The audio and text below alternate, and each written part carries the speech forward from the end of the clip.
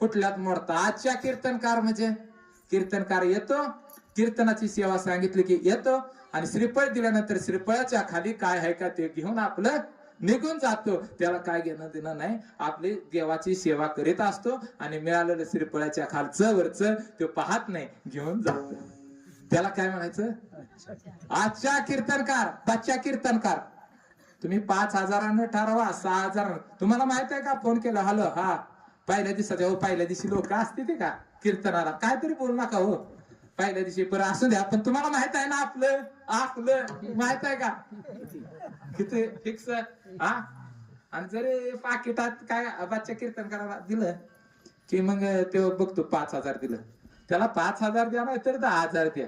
त्याला एक ते म्हणणार 500 टाका. रस्ता किती खराब होता, पेट्रोल किती गेलं.